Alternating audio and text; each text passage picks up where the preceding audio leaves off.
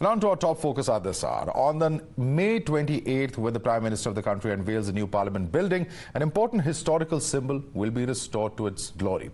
The Sengol, which symbolized the transfer of power from the British to independent India, will be placed near the Lok Sabha Speaker's chair in the new Parliament. The Prime Minister has drawn this symbol out of obscurity and brought it out for the whole nation to see. But the sad reality is that it was banished to a museum in Prayagraj for decades, where it was callously called the golden walking stick gifted to Nehru. Assam Chief Minister Himanta Biswa Sharma took to Twitter to launch a blistering attack on the Congress, saying the Sengol was relegated to a walking stick and was kept in a museum's corner despite Nehru's crucial role as well as the role of the Sengol. He accused the entire ecosystem of censoring the event, which glorified a Hindu ritual. We see this across to our guest. With us is Rajalakshmi Joshi, political analyst, Dushyant Nagar, political analyst, also joining us on the broadcast. Rajalakshmi Joshi, let me come to you first. You heard the National Conference spokesperson saying that the Parliament is a secular temple of democracy, and Nehru showed his secularism by not keeping the Sengol, which is, according to him, a religious symbol inside the Parliament. Your response to that statement coming in from not just the NC, but there are certain parties and certain leaders in the opposition who have expressed this sentiment. Your response, Rajalakshmi Joshi. Good afternoon, Madhav.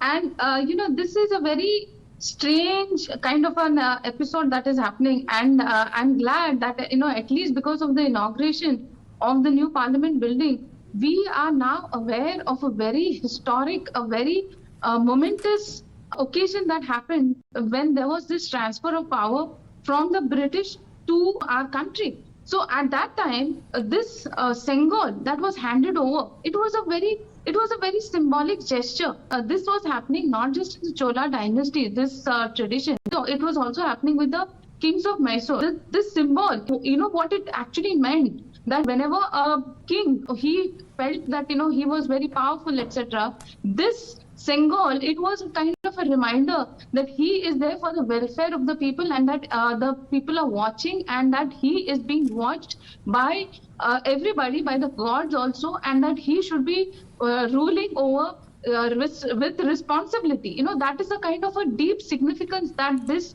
Sengol had. And right. Very rightly, it was handed over with Hindu rituals. And, when the Parliament building was inaugurated, the old Parliament building was inaugurated, it was all with European traditions, and it had nothing to do with Indian traditions, nothing to do with Indian culture. So at least now, I'm happy that part of history, our culture, is being recognized, and right. that symbol.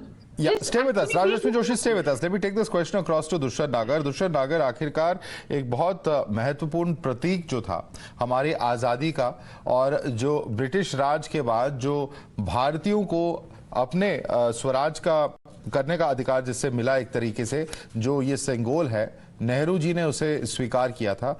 और अगर ऐसा है तो इसे क्यों एक जगह में, एक संग्रहालय में वॉकिंग स्टिक के नाम से एक जगह पे रखा गया? उसको आखिर अपनी जगह क्यों नहीं दी गई? उसकी महत्वपूर्णता अभी तक पता क्यों नहीं थी लोगों को? ये सवाल उठ रहा है. और जब ये किया जा रहा है, रिस्टोर किया जा रहा है, तो इसका विरोध क्यों? देखिए, ये तत्कालीन प्रधानमंत्री जी ने सारी परिस्थितियों को देखते हुए फैसला लिया होगा. भारतीय जनता पार्टी सिर्फ एक वर्ग को, वोटर को लुभाने के लिए ये सब कुछ कर रही है, और इसको एक इवेंट बनाना चाहती है. कर्नाटक की हार के बाद में जो लोकप्रियता मोदी जी की और भारतीय जनता पार्टी की देश भर में घटी है, उसको, उस स्थिति को परिवर्तित करना चाह रही है.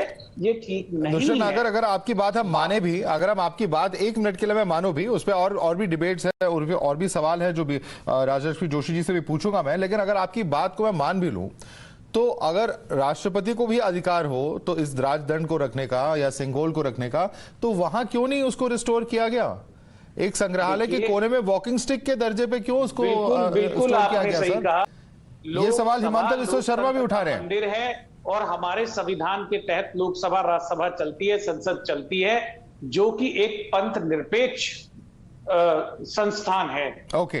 और उसे पंथ निरपेक्ष बने रहने देना चाहिए. It should not have any kind of mention of religion inside the Parliament. That's the ultimate argument coming in from Dushyant Nagar as well. Rajalakshmi Joshi, please respond.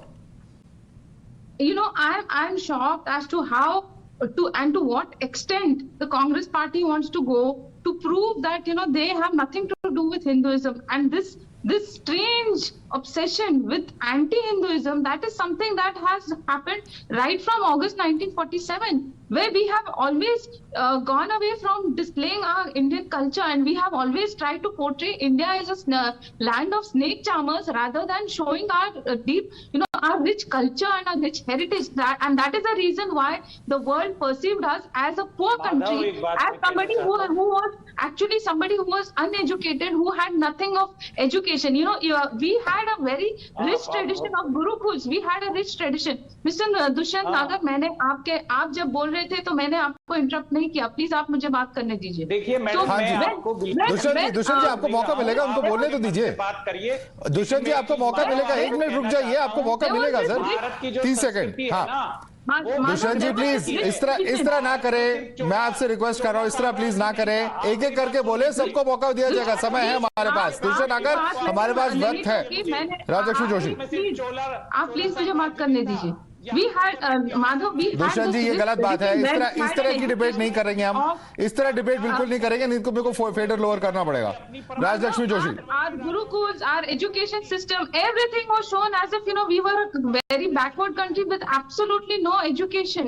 When the reality was that we had a rich heritage of scientists, we had so many economists, we had so many philosophers. All of that was completely washed away, and our ideas were stolen. Everything was stolen. So all of this, there was this planned way in which our country was being portrayed in very poor light. And I am sorry to say that the Congress has contributed very strongly to the portraying India in very poor light. What was the need for them to show an anti-Hindu kind of a mentality? What would have gone wrong if the Sengol was displayed proudly as a symbol of righteousness, as a symbol of transfer of power from the British to the Indians?